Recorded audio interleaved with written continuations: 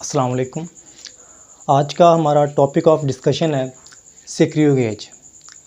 Screw gauge एक measuring instrument है, लेकिन स्क्रू गेज को पढ़ने से पहले हम ये देखेंगे कि हमें स्क्रू गेज की ज़रूरत क्यों पेश आई।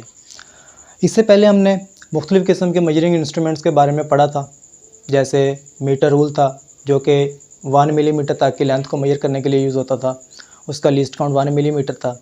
इसी तरीके से हमने मेजरिंग टेप के बारे में पढ़ा है, वो भी जो स्मॉलेस्ट रीडिंग है वो 1 मिलीमीटर तक बिल्कुल एक्यूरेटली दे सकती है। इसी तरीके से हमने वर्नियर कैलिपर के बारे में भी पढ़ा था। अब जो वर्नियर कैलिपर है उसकी जो स्मॉलेस्ट रीडिंग होती है वो होती है 0.01 सेंटीमीटर, या अगर हम मिलीमीटर के अंदर बात करें तो 0.1 मिलीमीटर।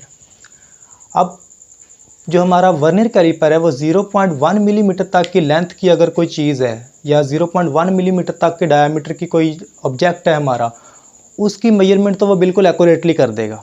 बट अगर हमारे पास कोई ऐसा ऑब्जेक्ट आ जाए जिसकी जो लेंथ है वो 0.1 मिलीमीटर से भी स्मॉलर हो, फॉर एग्ज़ाम्पल हमारे पास एक वायर है, उस वायर का हम डायमीटर फाइंड आउट करना चाहते हैं, या हमारे पास कोई मेटल की शीट है, उस मेटल की शीट का हम लेंथ फाइंड आउट करना चाहते हैं या उसका डायमीटर फाइंड आउट करना चाहते हैं, तो या उसकी थिकनेस फाइंड आउट करना चाहते हैं, तो इन सारी सूरतों में वर्नियर कैलिपर या मीटर रूल को हम यूज़ नहीं कर सकते, क्योंकि उसका जो लीस्ट काउंट है वो बहुत कम है और वो इन चीज़ों को एक्यूरेटली मेजर नहीं कर सकती। ये जो चीज़ें ये इनसे ज़्यादा स्मॉलर लेंथ्स की हैं।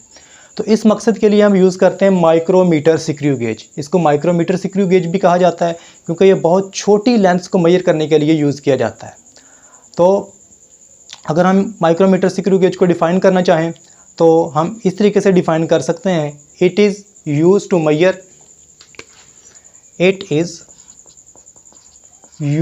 Major very small lengths. ये बहुत छोटी जो लेंथ्स हैं उनको मेजर करने के लिए यूज़ किया जाता है, such as diameter of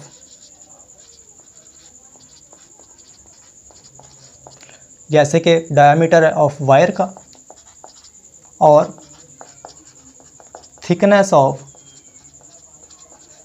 a metal sheet, या किसी मेटल शीट की थिकनेस को हम माइक्रोमीटर स्क्रू गेज की मदद से फाइंड आउट कर सकते हैं। अब अगर हम माइक्रोमीटर स्क्रू गेज के स्ट्रक्चर की बात करें तो बेसिकली माइक्रोमीटर स्क्रू गेज जो होता है उसके 2 स्केल्स होते हैं। सबसे पहले हम स्केल्स की बात करेंगे। माइक्रोमीटर स्क्रू गेज के 2 स्केल्स होते हैं। एक को हम कहते हैं मेन स्केल है और दूसरे को नाम दिया जाता है सर्कुलर स्केल का।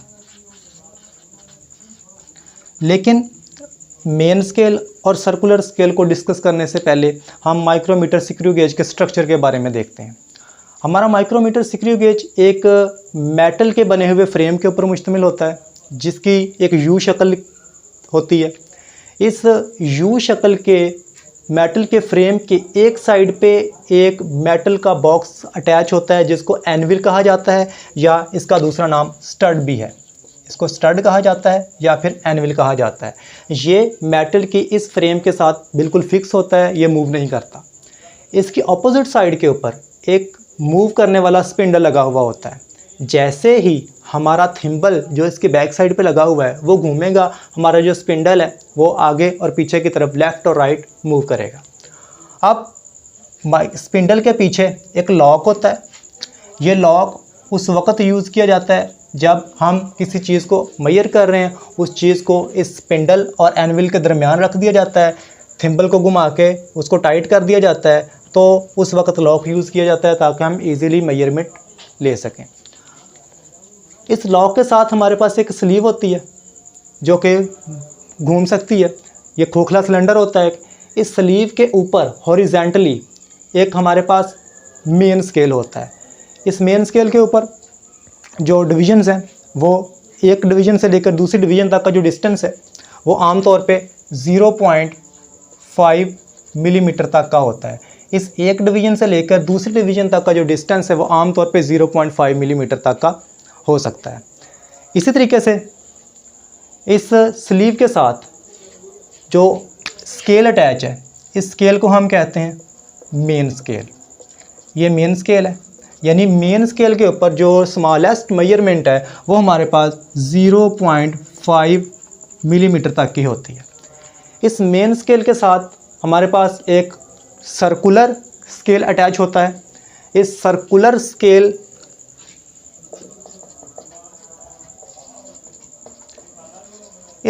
स्केल के ऊपर आमतौर पे 50 या 100 डिवीजन्स होती हैं।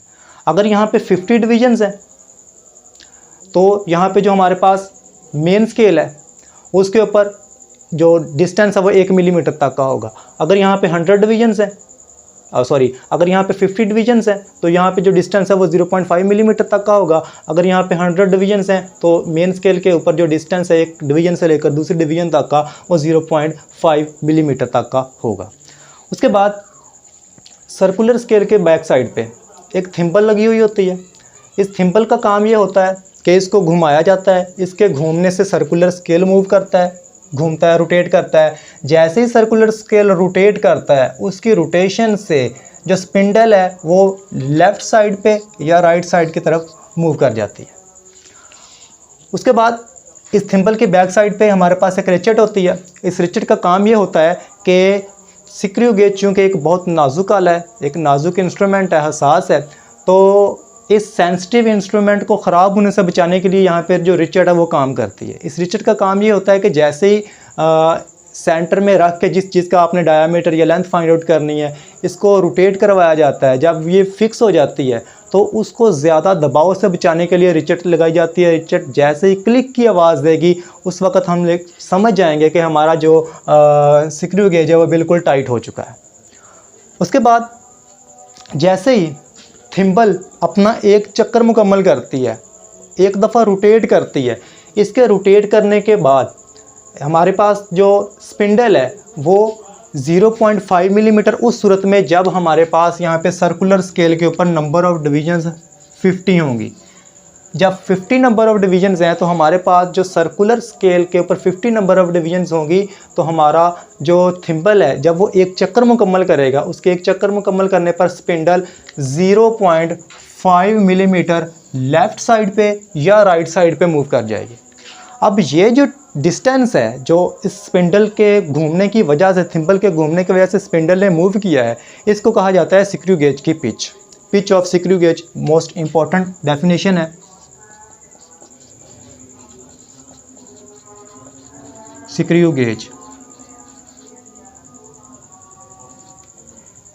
गेज की पिच जब थिम्बल एक मुकम्मल टर्न लेता है, उसके मुकम्मल टर्न लेने के बाद जो स्पिंडल होता है वो 0.5 मिलीमीटर तक मेन स्केल के साथ मूव कर जाता है।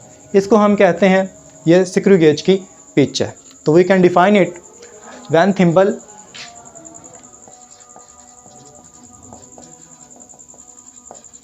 Makes a complete round trip, spindle moves 0.5 millimeter. This is called the pitch of screw gauge. ये स्क्रू गेज की पिच कहलाती है। उसके बाद ये तो उस सूरत में था जब हमारे पास नंबर ऑफ़ डिवीजन्स यहाँ पे 50 हैं। अब बाज़ औक़ात जो आम तौर पे स्क्रू गेजेस यूज़ किए जाते हैं, यहाँ पे जो सर्कुलर स्केल है, सर्कुलर स्केल के ऊपर नंबर ऑफ़ डिवीजन्स आम तौर पे 100 ली जाती हैं। जिस तरीके से यहाँ पे डायग्राम के अंदर भी नंबर ऑफ़ डिवीजन्स 100 है। तो 100 डिवीजन्स की सूरत में हमारे पास जो स्क्रू गेज की पिच होगी वो 0.1 मिलीमीटर के बराबर होगी। अब स्क्रू गेज की पिच का हमें पता चल गया।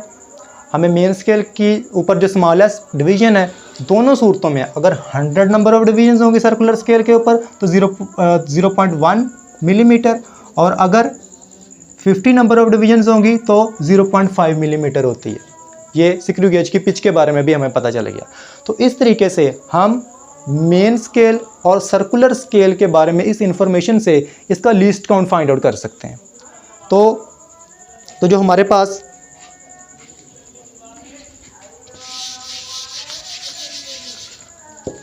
लीस्ट काउंट है, इसका फार्मूला ये होता है least count of screw gauge,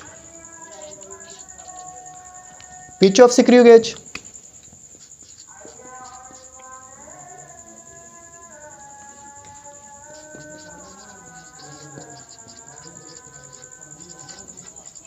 divided by number of divisions on circular scale। जो लीस्ट काउंट होता है वो pitch of screw gauge divided by number of divisions on the circular scale के बराबर होता है। अब हमें पता है कि यहाँ पे जो मेन स्केल की पिच है या सर्कुलर स्केल की अपना स्क्रू गेज की पिच है वो 0.5 मिलीमीटर के इक्वल है।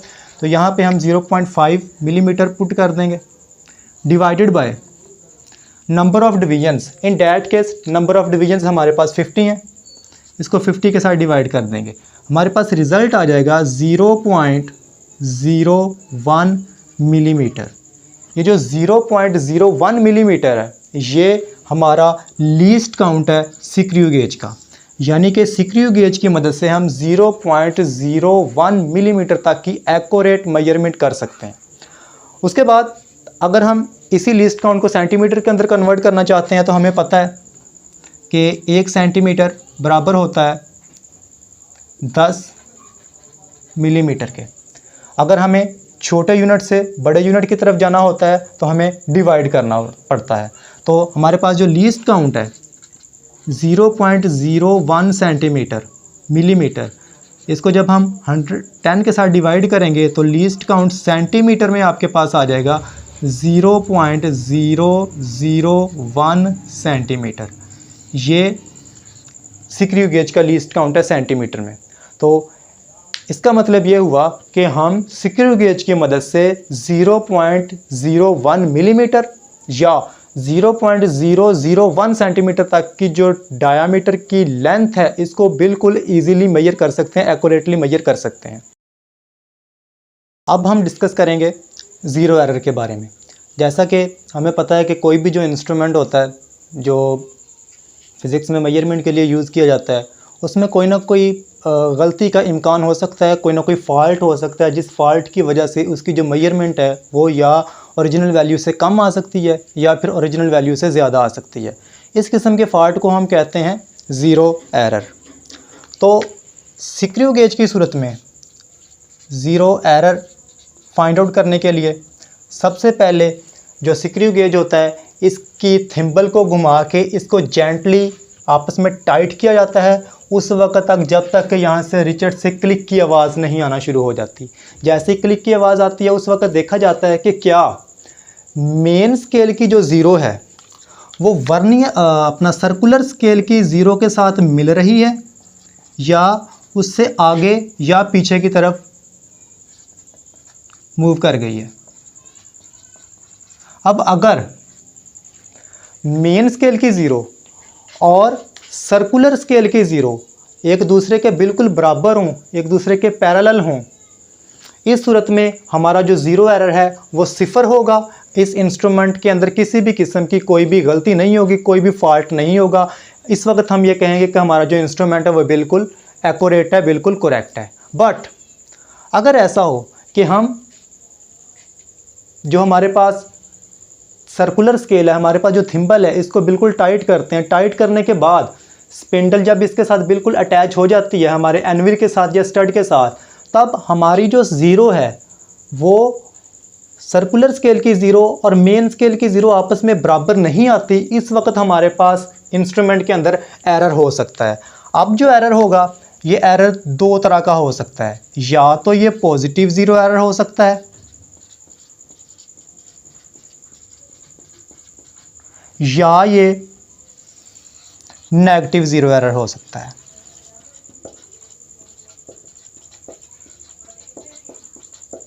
अब अगर हमारे थिम्बल को टाइट करने के बाद मेन स्केल की जो ज़ीरो है वो सर्कुलर स्केल की ज़ीरो के सामने नहीं आती। कुछ इस तरीके से होता है कि जो सर्कुलर स्केल की ज़ीरो है वो नीचे रह जाती है और जो मेन स्केल की ज़ीरो है वो उससे आगे निकल जाती है।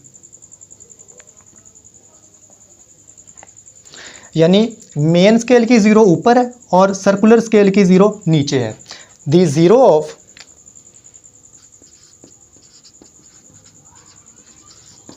circular scale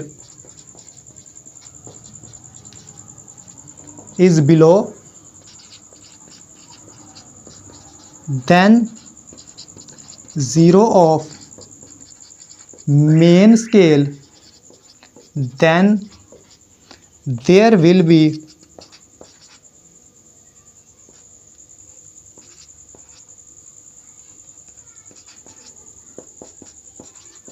a positive zero error. उस वक्त यहाँ पे हमारे पास पॉजिटिव ज़ीरो एरर होगा। अब पॉजिटिव ज़ीरो एरर की सूरत में क्या होगा कि हमारा जो सिक्रू गेज है वो जो ओरिजिनल वैल्यू है उससे थोड़ी ज़्यादा वैल्यू देगा। फॉर एग्ज़ाम्पल हमारे पास किसी वायर का डायामीटर है, हम डायामीटर मेजर करते हैं, वो आता है 4.36 सेंटीमीटर। 4.36 सेंटीमीटर उसका डायामीटर आता है। बट जब हम सर्कुलर स्केल और मेन स्केल यानी कि सिक्रू गेज की मदद से उसको मेजर करते हैं तो हमारा जो रिज़ल्ट आता है वो रिज़ल्ट हमारे पास 4.38 आ जाता है। अब यहाँ पे 0.02 सेंटीमीटर का डिफरेंस है। ये जो मिलीमीटर के अंदर अगर हम बात कर रहे हैं तो ये 0.02 मिलीमीटर का जो डिस्टेंस है, डिफरेंस आया है इसके अंदर, ये डिफरेंस इसका ज़ीरो एरर कहलाता है।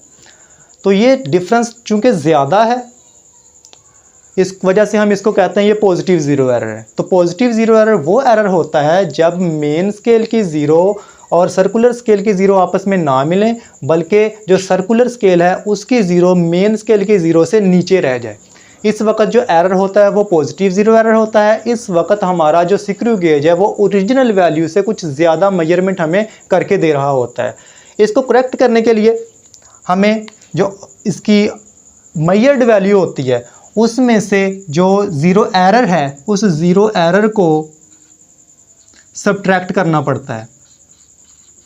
ज़ीरो एरर को सब्ट्रैक्ट करके हम ओरिजिनल वैल्यू निकाल सकते हैं। फॉर एग्जांपल 4.38 मिलीमीटर हमारे पास रीडिंग आई है और इसके अंदर जो ज़ीरो एरर हमने पहले फाइंड आउट कर लिया था, क्योंकि किसी भी मेजरमेंट से पहले ज़ीरो एरर को फाइंड आउट किया जाता है।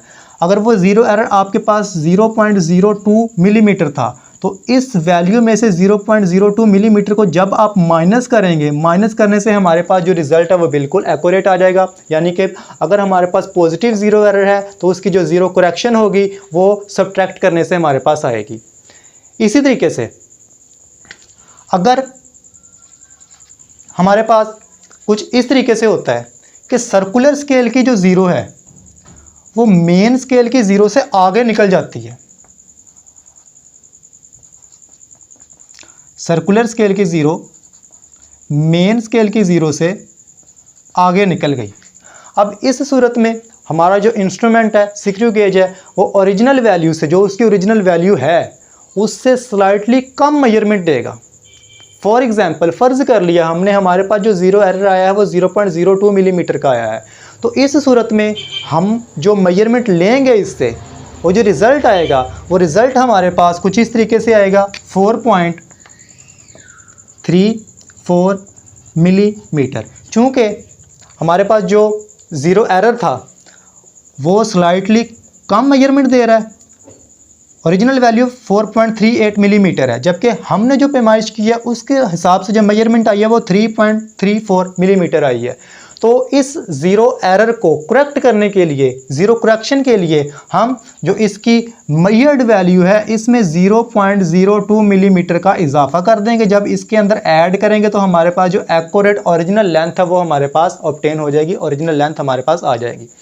तो अगर नेगेटिव ज़ीरो एरर को हम डिफ़ाइन करना चाहें तो इस तरीके से कर सकते हैं, if the 0 of circular scale is slightly above than the 0 of या horizontal line 0 और horizontal line of main scale, then it will be negative 0 error. हमारे पास इंस्ट्रूमेंट में अब नेगेटिव 0 एरर है। इस नेगेटिव 0 एरर को करेक्ट करने के लिए हम जो हमारे पास मेजर्ड वैल्यू आई है उसमें कुछ ऐड करेंगे, यानी कि जो ज़ीरो करेक्शन आएगी हमारे पास वो ज़ीरो करेक्शन 0 एरर को ऐड करने से हमारे पास आएगी। यानी कि हम ये कह सकते हैं कि जो ज़ीरो करेक्शन है वो हमेशा 0 एरर का रेसिप्रोकल होता है। यानी कि हम ये कह सकते हैं zero correction is zero correction is always opposite to that of 0 error. यानी कि अगर हमारे पास पॉजिटिव 0 एरर है तो उसकी जो ज़ीरो करेक्शन है वो सब्ट्रैक्ट करने से हासिल होगी, उसका ऑपोजिट है। इसी तरीके से अगर नेगेटिव 0 एरर है तो उसकी जो ज़ीरो करेक्शन है वो ऐड करने से हासिल होगी, उसका बिल्कुल ऑपोजिट है। ये था हमारे पास सिक्रू गेज का 0 एरर फाइंड आउट करना और उसको चेक करने का तरीका। इसके बाद हम देखेंगे मेजरमेंट किस तरीके से लेनी है सिक्रू गेज की मदद। ओके, तो अब हम देखेंगे कि सिक्रू गेज की मदद से हम किसी भी ऑब्जेक्ट का डायामीटर या किसी चीज़ की थिकनेस को किस तरीके से फाइंड आउट कर सकते हैं। फ़र्ज़ कर लेते हैं कि हमारे पास कोई वायर है, उस वायर का हमने थिकनेस फाइंड आउट करनी है। तो थिकनेस को फाइंड आउट करने के लिए या उसका डायामीटर फाइंड आउट करने के लिए हम उस वायर को इस स्पिंडल और इस एनवल के दरमियान रखेंगे। इस स्पिंडल और एनवल के दरमियान या स्टड के दरमियान रखने के बाद हम थिम्बल को क्लॉकवाइज सिमत में घुमाएंगे। जैसे ही हम क्लॉकवाइज सिमत में स्पिंडल को घुमाएंगे सर्कुलर स्केल भी रोटेट करेगा। सर्कुलर स्केल की रोटेशन के साथ ही हमारे जो स्लीव है इसके ऊपर जो स्पिंडल है वो हर एक चक्कर के बाद 1 मिलीमीटर लेफ़्ट साइड से राइट साइड की तरफ मूव करना शुरू कर देगा या राइट साइड से लेफ़्ट साइड की तरफ मूव करना शुरू कर देगा। और एक टाइम ऐसा आएगा कि ये बिल्कुल टाइट हो जाएगा यहाँ पे और यहाँ पे रिचर्ड से क्लिक की आवाज़ आएगी। उस वक़्त हमारा जो थिकनेस जिस चीज़ की हमने फाइंड आउट करनी है वो यहाँ पे फिक्स हो चुका है, हम यहाँ से रीडिंग लेने के लिए तैयार हैं। लेकिन उससे पहले हमें इसके 0 एरर के मतलब जानना ज़रूरी है। अब फ़र्ज़ कर लेते हैं कि हमारे पास जो सिक्रू गेज का 0 एरर है वो 0 है, हमारा जो इंस्ट्रूमेंट है वो बिल्कुल एक्यूरेट है, इसके अंदर किसी भी किस्म का कोई भी फॉल्ट नहीं है। हम ये कह सकते हैं कि इसका जो 0 एरर है वो 0 है, इसमें किसी भी किस्म का कोई भी फॉल्ट नहीं है। अब इसके बाद हम सबसे पहले देखेंगे मेन स्केल की रीडिंग क्या आती है। मेन स्केल के ऊपर यहाँ पे 5 है, 5 तक जो डिवीजन है वो कंप्लीट है। 5 के बाद 6 है और 6 के बाद जो हाफ डिवीजन है वो कंप्लीट है, लेकिन अगले वाली हाफ उसके बारे में हम एग्जैक्टली नहीं कह सकते। तो यहाँ पे जो मेन स्केल की रीडिंग आपके पास आएगी, मेन स्केल्स रीडिंग वो आई है 5 कंप्लीट है, 6 कंप्लीट है, 6.5 तक एक्यूरेट है, उसके आगे का हमें नहीं पता। 6.5 मिलीमीटर इसकी एग्जैक्ट आपके पास वैल्यू आ गई मेन स्केल की, ये मेन स्केल की रीडिंग है। उसके बाद हम देखेंगे सर्कुलर स्केल की रीडिंग। सर्कुलर स्केल की रीडिंग जो होती है उसको लीस्ट काउंट के साथ मल्टीप्लाई करके जो मेन स्केल है उसकी रीडिंग के साथ ऐड कर दिया जाएगा। अब अगर हम सर्कुलर स्केल की रीडिंग देखें तो उसके लिए हमें देखना पड़ेगा कि सर्कुलर स्केल के ऊपर कौन सी जो डिविजन्स है वो मेन स्केल की हॉरिजॉन्टल लाइन के साथ पैरेलल है। तो यहाँ पे जो डिवीजन नंबर 25 है वो बिल्कुल इसके पैरेलल है, यानी कि मेन स्केल के ऊपर जो सर्कुलर स्केल की 25वीं डिवीजन है वो इसके साथ मैच कर रही है। तो सर्कुलर स्केल की जो डिवीजन है वो 25 आ जाएगी। अब हम इसकी थिकनेस फाइंड आउट करेंगे वायर की। तो थिकनेस का फाइनली आपके पास फार्मूला बन जाएगा main scale reading of main scale plus reading of circular scale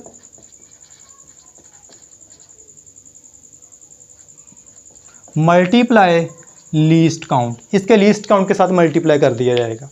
अब हमारे पास जो मेन स्केल की रीडिंग आई है, मेन स्केल की रीडिंग है 6.5 मिलीमीटर, 6.5 मिलीमीटर ये मेन स्केल की रीडिंग है। जो सर्कुलर स्केल है उसकी रीडिंग हमारे पास आई है 25th डिवीजन 25।